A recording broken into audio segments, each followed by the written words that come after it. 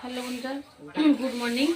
তো দেখো সকাল সকাল আমাদের প্রোগ্রাম আউশ বাড়ানো গান শুরু হয়ে গেছে। ষষ্ঠী মঙ্গলে আমি রেডিও করেছি, ওরা গান শুরু করে দিয়েছে। আমি একটু তাড়াতাড়ি করে দেরি হয়ে গেল, আবুসোনাকে ওরা নিয়ে চলে গেছে। তো আমি রেডি হয়ে পড়েছি। দেখো আমি যাব, সকালে প্রভাতী গান শুরু হবে। এখন বাজে কটা?